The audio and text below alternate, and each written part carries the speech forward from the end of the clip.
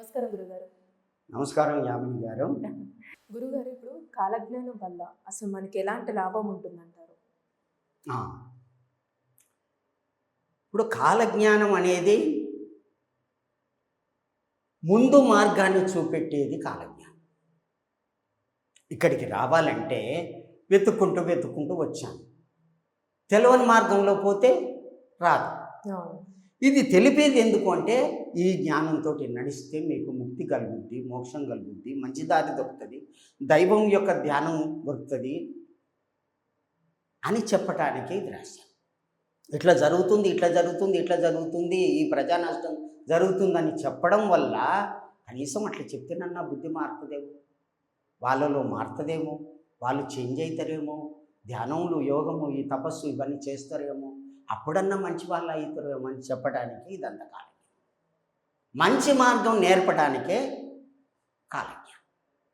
అది తప్పు కాదు కదా, అది మంచి మార్గం. అది నువ్వు భయపెట్టేటట్టు చేస్తున్నావు, అట్లా చేస్తున్నావు, ఇటు చేస్తున్నావు, వాళ్ళు చేస్తారు, వీళ్ళు చేస్తున్నారు అంటే, అరే చెప్పేదంతా నిజం, ఆయన చెప్పిందంతా జరిగింది.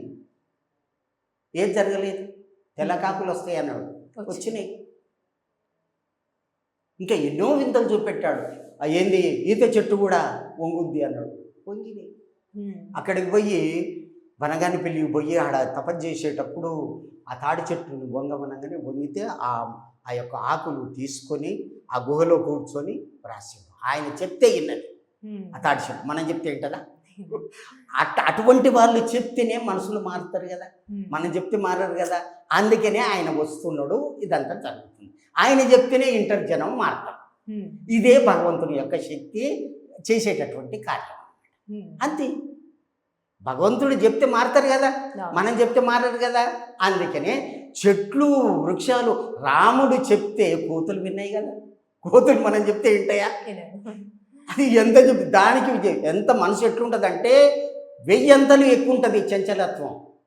మనకన్నా జర ఎట్లా కూర్చుంటే నిలబడుతుందేమో కానీ కోతులకు నిలబడదు. ఆటికే నిలబెట్టి చెప్తి పని చేయించుకున్నాడంటే రాముడు దేవుడు కాకుండా ఇంకా ఎవరు? అవునా? రాముడు చెప్తే కోతులు వినగలిగింది, బ్రహ్మంగారు చెప్తే మనుషులు ఎందుకు వినరు? వింటారు. కాబట్టి ఈ కాలం, అవునా, అది ఆ విధంగా లాభం ఉన్నది. కాబట్టి భక్తులే వింటారు, వేరే వాళ్ళు వినరు.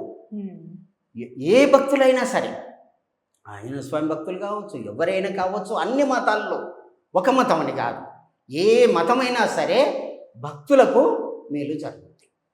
ఏ కులమైనా సరే, ఏ మతమైనా సరే, ఒక్కరికి చెప్పడం లేదు, అందరికి కూడా. ఇప్పుడు భగవద్గీత ఉంది, అది మత గ్రంథం కాదు.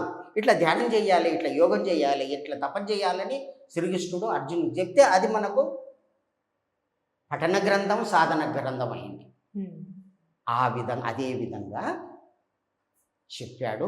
ప్రజల్ని మార్చడానికి, కృతయుగంలో నడిపించడానికి భగవంతుడు వచ్చాడు, నడిపిస్తున్నాడు.